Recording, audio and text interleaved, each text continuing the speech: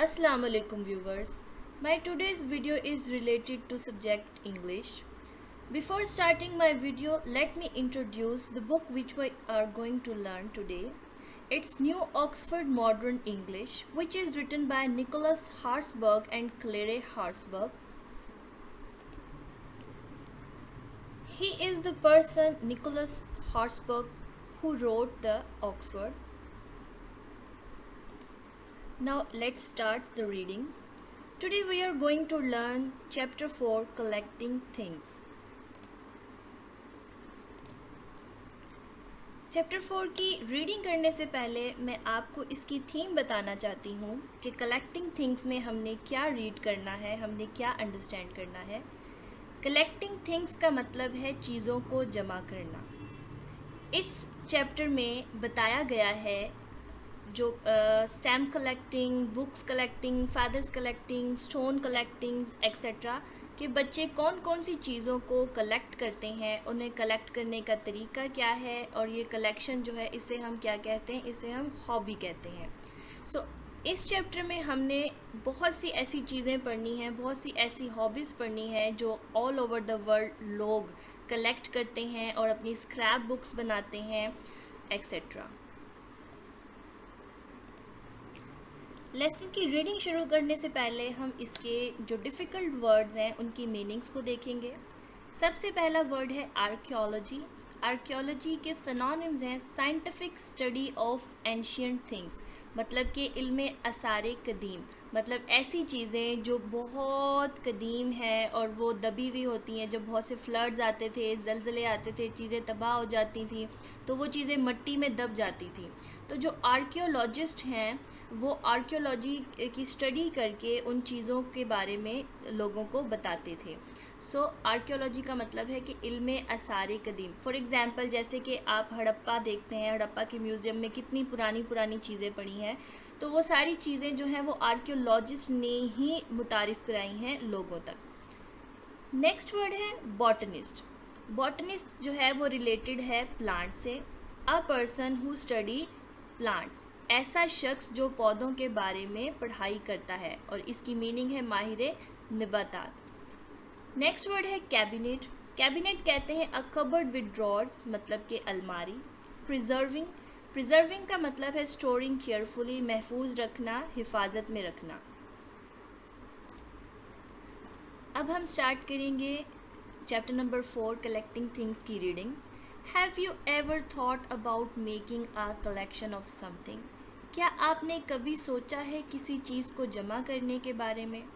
Collections has always been a pleasant pastime for millions of children all over the world.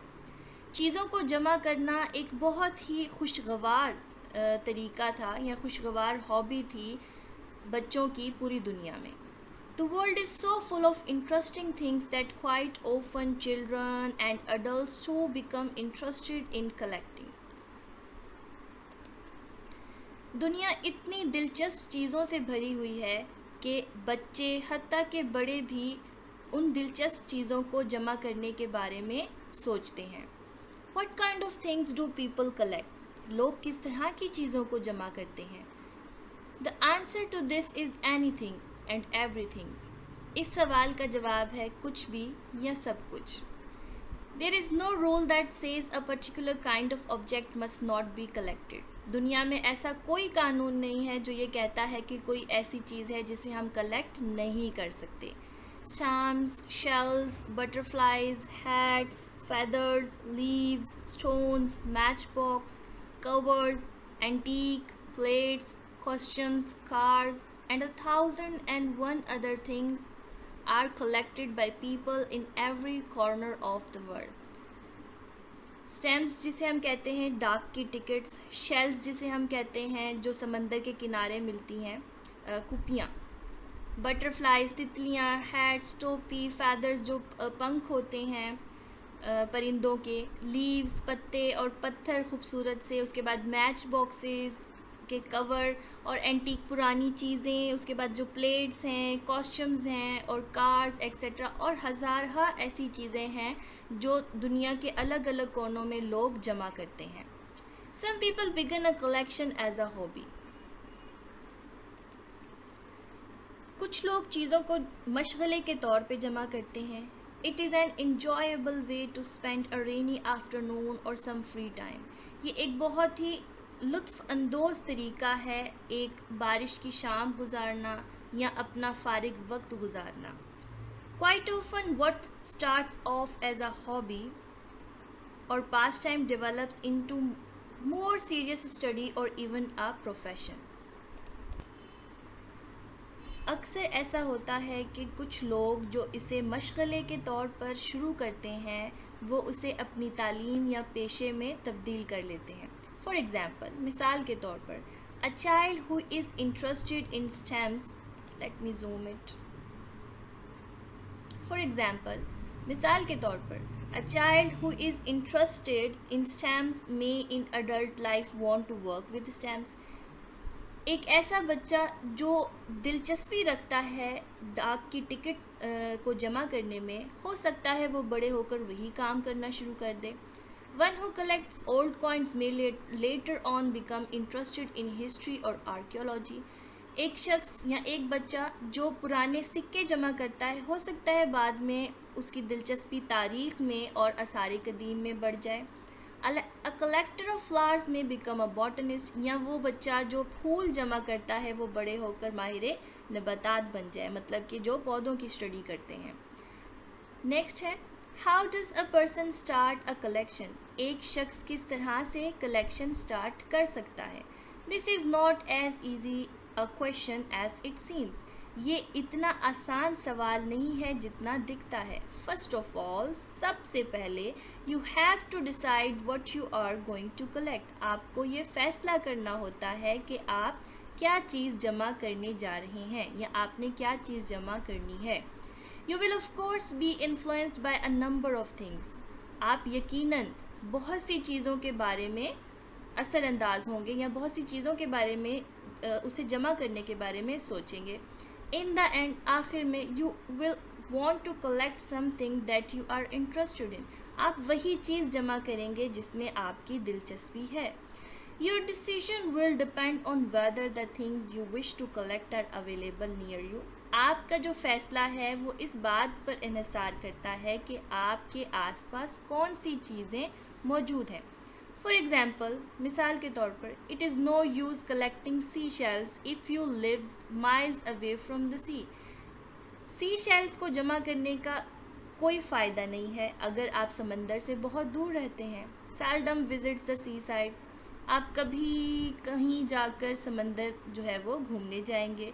And no one living near the sea who might send you sea shells. और जो समंदर के किनारे रहते हैं वो लोग आपको नहीं जानते, तो वो आपको कभी भी सी शेल्स नहीं भेजेंगे. So it is no use collecting flowers if you seldom visit a garden or the countryside. तो इसके अलावा फूलों को जमा करने का कोई फ़ायदा नहीं अगर आप कभी कभार किसी बाग में जाते हैं या कभी कभार किसी देही इलाके में जाते हैं. कंट्री साइड का मतलब होता है देही इलाका या village. One of the reasons why stamp collecting was so popular is because stamps were easily obtained. सबसे एक ख़ास वजह कि स्टैम्प कलेक्टिंग जो डाक की टिकट है वो इतनी मशहूर क्यों है, बच्चे ज़्यादा कलेक्ट क्यों करते थे, क्योंकि वो बहुत आसानी से मिल जाती थी. Most peoples had friends in distant places who wrote letters to them.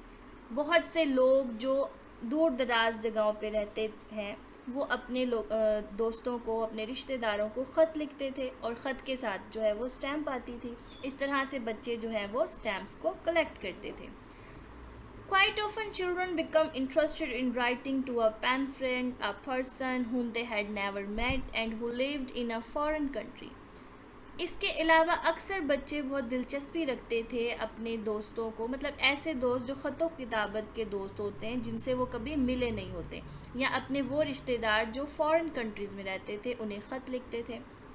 When an envelope with a colorful stamps arrives in the post, you might say, "What a lovely stamp." जब एक लिफाफा एक रंगीन रंग बिरंगे डाक की टिकट के साथ आपके घर पहुंचता था तो आप कहते हैं कि ये कितनी खूबसूरत स्टैम्प है.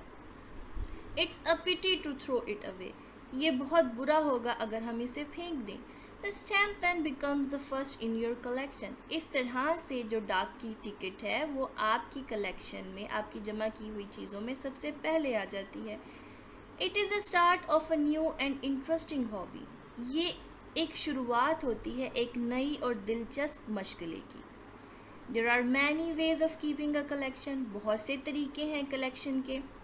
स्टैम्प्स में भी put into an album. Stamps को हम किसी एल्बम में पुट कर सकते हैं, स्टोन और बॉटल्स में रख सकते हैं, हम इन्हें कैबिनेट में रख सकते हैं, किसी बॉक्सेस में रख सकते हैं. फ्लावर्स को हम प्रेस करके एक स्क्रैप बुक पे पेस्ट कर सकते हैं. Let me show you something.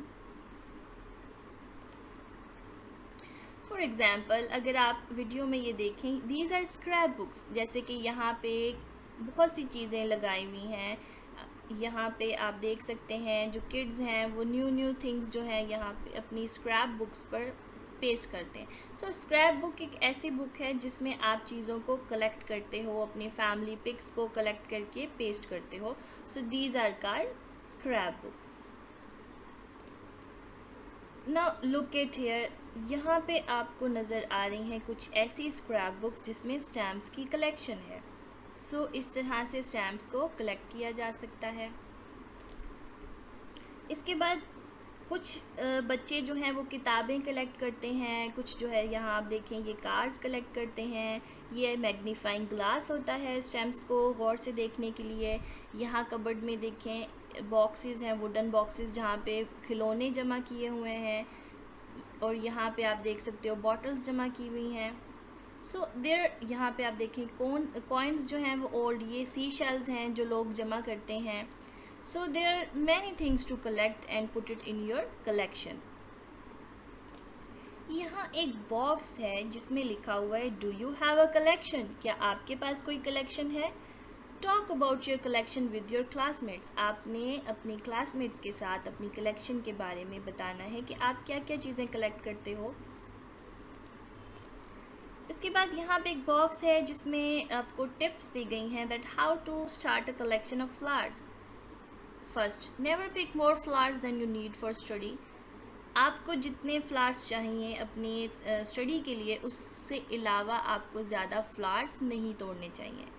Flowers को कलेक्ट करने के लिए सबसे पहले आपको चाहिए अ नोटबुक जिस पे आपने उसे पेस्ट करना है, अ पेंसिल जिससे आपने उसका नाम लिखना है, एक एल्बम और स्क्रैप बुक जहाँ पे वो आप लगाएंगे, 2 पीसेस ऑफ हार्डबोर्ड चाहिए, न्यूज़पेपर चाहिए और मैग्नीफाइंग ग्लास चाहिए. ये it is up to you if you want to use magnifying glass, otherwise it is not necessary.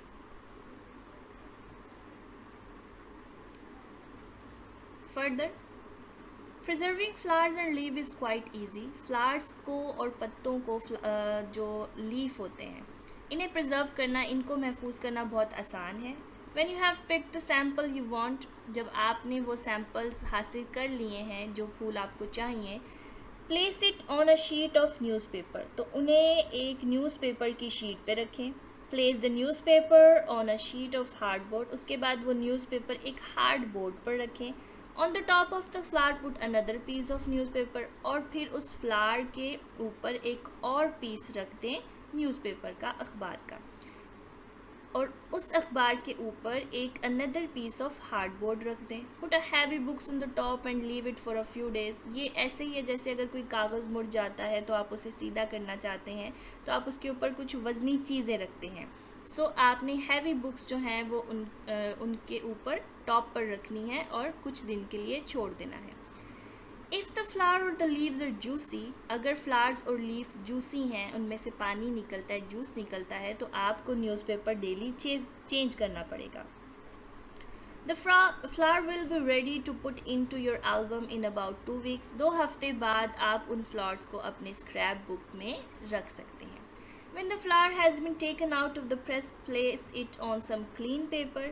जब आप उस प्रेस्ड न्यूज़पेपर से अपने फ्लावर को, अपने फूलों को निकाल लेंगे तो उसके बाद आपने उसे क्लीन पेपर पे रखना है.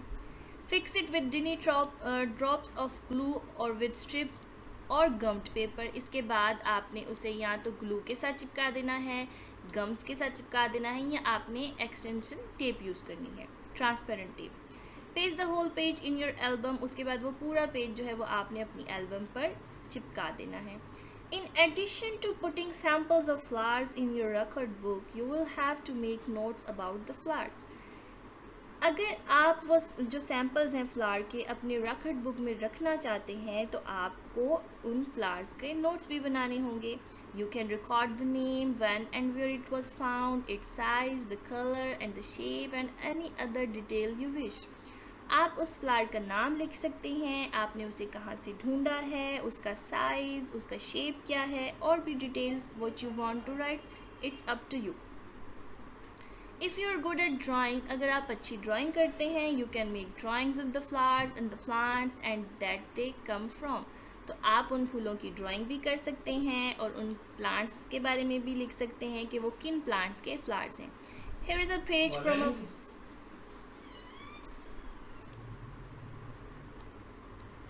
Here is a page from a flower record book. यहाँ पे आपको एक सैम्पल दिखाया गया है कि आप किस तरह से एक record book बना सकते हैं.